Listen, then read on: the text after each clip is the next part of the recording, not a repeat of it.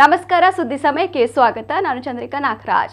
BJP ಸಾಮಾಜಿಕ ಜಾಲತಾಣ ಪ್ರಮುಖ್ ಮನೆಗೆ ನುಗ್ಗಿ ದಾಖಲೆ ನಡೆಸಿದ ಘಟನೆ ದಕ್ಷಿಣ ಕನ್ನಡ ಜಿಲ್ಲೆಯ ಪುತ್ತೂರು ತಾಲೂಕಿನ ತಾರಿಕುಟ್ಟೆಯಲ್ಲಿ ನಡೆದಿದ್ದು, ಈ ಬಗ್ಗೆ ಪುತ್ತೂರು ನಗರ ಪೊಲೀಸ್ ಠಾಣೆಯಲ್ಲಿ ಪ್ರಕರಣ ದಾಖಲಾಗಿದೆ. ಶಾಸಕ ಅಶೋಕ್ ಕುಮಾರ್ ರೈ ಬೆಂಬಲಿಗರಿಂದ ದಾಖಲೆ ನಡೆಸಿದ ಆರೋಪ ಕೇಳಿ ಬಂದಿದೆ.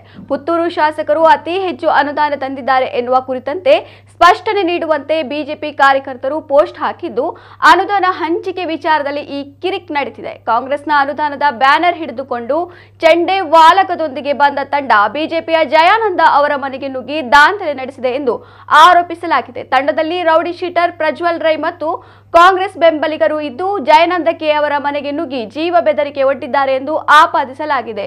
ಕಾಂಗ್ರೆಸ್ ಕಾರ್ಯಕರ್ತರು ಅನುದಾನದ ಬ್ಯಾನರ್ ಹಿಡಿದು ಬಂದ ಹಿನ್ನೆಲೆಯಲ್ಲಿ ನೀತಿ ಸಂಹಿತೆ ಉಲ್ಲಂಘನೆ ಆರೋಪದ ಮೇಲೆ ಪುತ್ತೂರು ನಗರ ಠಾಣೆಯಲ್ಲಿ ಕೇಸು ದಾಖಲಾಗಿದೆ.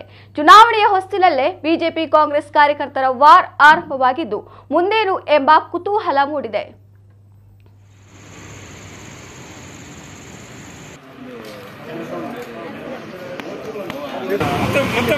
ಸೋಷಿಯಲ್ ಮೀಡಿಯಾದಲ್ಲಿ ನಿಮ್ಮ ಸಂದೇಶಗಳು ನೋಡಿ ನಾವು ನಿಮಗೆ ಬೆದರಿಕೆ ಹಾಕಲಿಕ್ಕೆ ಬಂದದ್ದು.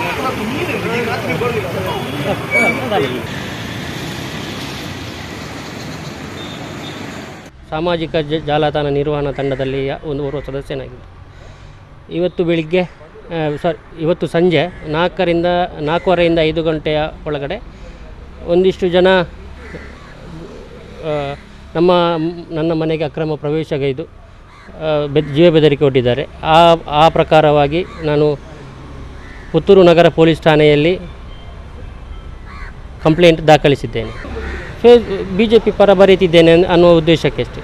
ಸ್ವಲ್ಪ ಅವಿವೇಚನೆ, ನೀನು ಫೇಸ್ಬುಕ್ಕಲ್ಲಿ ಭಾರಿ ಬರೀತೀಯಾ, ಭಾರಿ ಪ್ರಶ್ನೆ ಮಾಡ್ತೀಯಾ, ಈ ಥರ ಎಲ್ಲ ಈ ಥರ ಕೆಲವು ಪ್ರಶ್ನೆಗಳನ್ನು ಎತ್ತಿಕೊಂಡು ನನ್ನ ಮೇಲೆ ವೈಯಕ್ತಿಕವಾಗಿ ದಾಳಿ ಮಾಡಿದ್ದಾರೆ. ಆ ಒಬ್ಬರದ್ದು ಮಾತ್ರ ಪರಿಚಯ ಇದೆ, ಯಾಕಂದರೆ ಈ ಒಂದೇ ಕೂಡ ಒಬ್ಬರದ್ದು ಪರಿಚಯ ಇದೆ. ಅದರಲ್ಲಿ ಪ್ರಜ್ವಲ್ ರೈ ಏನೋ ಒಂದು ಹೆಸರಿನವರು, ಫೇಸ್ಬುಕ್ ಮೂಲಕ ಪರಿಚಯ ಅಷ್ಟೇ. ಈ ಪ್ರಕರಣವನ್ನು ನಾವು ಭಾರತೀಯ ಜನತಾ ಪಾರ್ಟಿ ಪುತ್ತೂರು ವಿಧಾನಸಭಾ ಕ್ಷೇತ್ರದ ವತಿಯಿಂದ ತೀವ್ರವಾಗಿ ಖಂಡಿಸುತ್ತೇವೆ. ಹಾಗಾಗಿ ನಾವೀಗ ಪುತ್ತೂರು ಟೌನ್ ಸ್ಟೇಷನಲ್ಲಿ ಜಯಾನಂದರು ಕಂಪ್ಲೇಂಟನ್ನು ಕೊಟ್ಟಿದ್ದಾರೆ.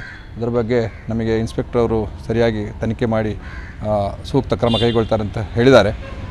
ಹಾಗಾಗಿ ಕೂಡಲೇ ಅದು ಅಲ್ಲದೆ ಈಗ ಚುನಾವಣಾ ನೀತಿ ಸಂಹಿತೆ ಇರುವಂಥ ಕಾಲದಲ್ಲಿ ಬ್ಯಾನರನ್ನು ಪ್ರದರ್ಶಿಸುವುದು ಅದು ಕೂಡ ನೀತಿ ಸಂಹಿತೆಗೆ ಉಲ್ಲಂಘನೆ ಆಗಿರುತ್ತದೆ.